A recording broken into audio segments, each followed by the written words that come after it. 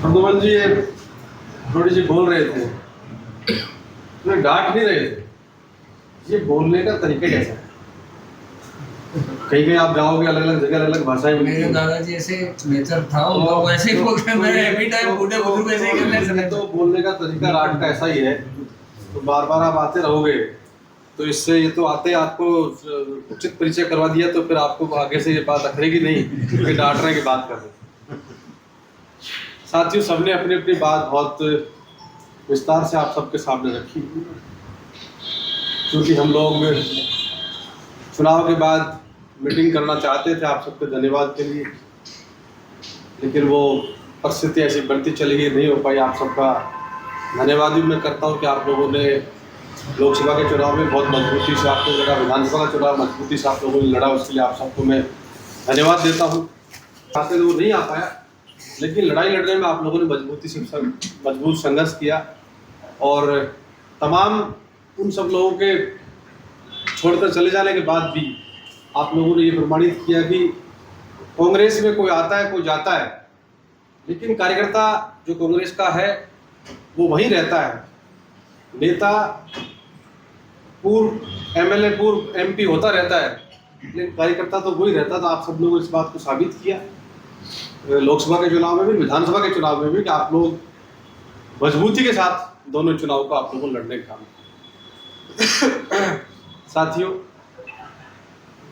एक साल से ज़्यादा वक्त बीत गया, आप सब लोग अपने अपने गांव में, ढाणी में, बूथ पर आप लोग काम कर रहे हो। मैंने पार्टी के प्लेटफॉर्म पर जयपुर में मेरी बात कही कि हम सब लोग मीटिंग ऑर्गेनाइज करते हैं। ये हमारी मीटिंग महीने में 2 महीने में हमारी मीटिंग होती रहे, कार्यकर्ता हमारा आता रहे, और जब आएगा तो 2 आदमी साथ लेकर के आएगा, तो धीरे धीरे हमारा कुनबा बड़ा हो जाएगा। और जब चुनाव का वक्त आएगा तो हमें ढूंढना नहीं पड़ेगा कौन आदमी बूथ पर बैठेगा, कौन आदमी बूथ पर लड़ाई लड़ेगा, कौन आदमी बाहर बैठ करके लोगों को मोटिवेट करेगा, कौन आदमी घर घर से वोट लेकर के आएगा। पार्टी को मैंने बड़े विस्तार से इस बारे में सब बताया, उनके बात समझ में बैठी है, तो वो उस कार्यक्रम को भी जल्दी आप सबों के बीच में उतारने का काम करेंगे। और हम लोग अगर महीने में 10 दिन का वक्त भी निकाल लेते हैं, तो मैं समझता हूँ कि 10 दिन का वक्त एक व्यक्ति अपने बूथ पर निकाल लेता है, तो चुनाव में का जब समय आएगा तो आपको खुद को अंदाजा नहीं होगा कि आपके बूथ से कितना बेहतर परिणाम आएगा। इस काम को भी आप सब लोग करने का काम करें। वैसे तो आप लोग मजबूती से कर रहे हैं, लेकिन मैं एक एडवाइस आपको दे रहा हूँ, इसको अपन करेंगे तो और मजबूती मिलने का काम होगा। साथियों, आप सब अपने अपने बूथ पर ठीक काम कर रहे हैं, लेकिन आने वाले वक्त में हम चाहते हैं कि बहरोड का परिणाम केवल अच्छे चुनाव की बजाय ये परिणाम आए कि हम लोगों ने लड़ाई लड़ी, अच्छे मतों से हमारा प्रत्याशी चुनाव जीता। तो आप सबों को अभी से उस दिशा में प्रयास करना पड़ेगा। आप सबके सामने किरोड़ी जी बात कह रहे थे, आपके सामने धर्मवीर जी ने बड़े विस्तार से बात रखी। आप सब लोग नौजवान साथी बैठे हो, social media, Facebook, Twitter, Instagram, तमाम चीज़ें आप लोग चलाते हो, लेकिन एक भारतीय जनता पार्टी ने एक नैरेटिव पूरे मुल्क में पैदा कर रखा। एक बात के अलावा कोई बात उनके पास है नहीं। अगर 5 साल राज का एमएलए होता है, सरकार होती है उसकी, और 5 साल के बाद फिर दोबारा जब चुनाव होए, तो क्या तो धर्म को या जाति को गाली निकाल कर वोट ले, तो वो जनता के साथ न्याय नहीं। 10 साल काम करने के बाद मोदी जी ने वोट मांगा हम सबसे, इस पूरे देश से वोट मांगा। क्या बताया कि एक भी व्यक्ति को एक भी मंच पर बताने का काम किया कि हमने इतने काम कर दिए, इतने नौजवान को रोजगार दे दिया, और आप मुझे दोबारा फिर से मौका दोगे तो ये काम हम लोग और कर देंगे। एक काम नहीं बताया, केवल एक बात कही कि अगर कांग्रेस के शासन बन गया ना, तो आपके मंगलसूत्र वो लोग उठा ले जाएंगे जिनके बच्चे ज्यादा होते हैं, मुसलमान उठा ले जाएगा आपका मंगलसूत्र।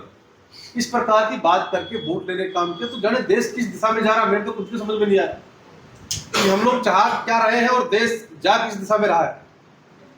अभी जज की बात कर रहे थे, 5 बोरी भर के पैसा मिला है 500 के नोट और जल गए सारे, और जज साहब कह रहे हैं कि मेरा पैसा नहीं है, मुझे नहीं पता कौन रख गया। तुम भी अपने अपने घर में कोई जो स्टोर रूम चेक कर लेना, तुम्हारे को रख गया भाई, कहीं जल उड़ा जाए। देखो कैसा देश को बेवकूफ बना रहे हैं।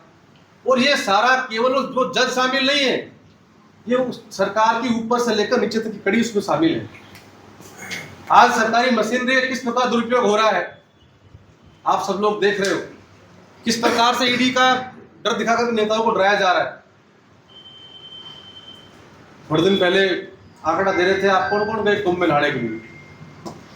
विधानसभा में शरदचंद्र कृपलानी ने कहा कि इन कांग्रेसियों को भी कुंभ के मेले में वो वहां ले जाओ और वहां ले जाकर के इनको नहला के लाओ कि इनके पाप धुल जाए। मतलब भाजपा ये कह रही है कि कुंभ में जो व्यक्ति गया है वो पापी गया है, अपने पाप धोने के लिए गया है। ये भाजपा के शब्द कह रहा हूं, मेरे शब्द नहीं। 60 करोड़ 65 करोड़ लोग चले गए, इस देश की आंख में धूल झोंकने का काम कर रहे। 65 करोड़ आदमी इस देश की आधी आबादी वहां चली गई। ये संभव है क्या? ये कतई संभव नहीं है। लेकिन वो केवल ये धर्म का अफीम कटा करके तो हम सबका वोट लेना चाहते हैं। केवल लड़ाई वोट की है, विकास के लिए। मैंने विधानसभा में मैंने बात कही, मैंने कहा हम सब लोगों को चुनकर इसलिए भेजा है कि हम जाकर के हमारे राजस्थान प्रदेश को आगे ले जाने की दिशा में जवान को, किसान को, महिला को, दलित को, शोषित को, पिछड़े को, वंचित को हम लोग यहाँ बात करके और उनको लाभ दे सके, उनको सहूलियत देने का काम कर सके, इसलिए चुनकर भेजा है। लेकिन क्या कर रहे हैं विधानसभा में? क्या विधेयक ला रहे हैं?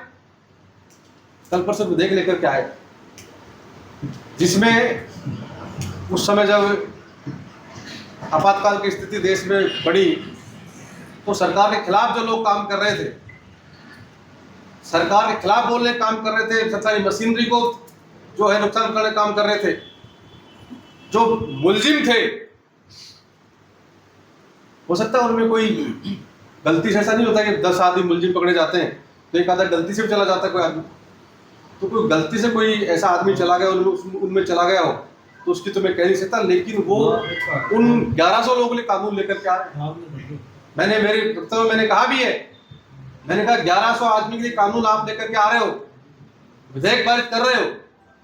इस प्रदेश के किसान के बारे में, जवान के बारे में, रोजगार के बारे में, टूटी सड़कों के बारे में हम चर्चा करते तो कम से कम उनको लाभ मिल पाता। हम सबको समझने की आवश्यकता आज इस बात की है और अपने को समझना है, पड़ोसी को समझाना भी इस बात को है कि क्या इस देश के अंदर चल रहा है।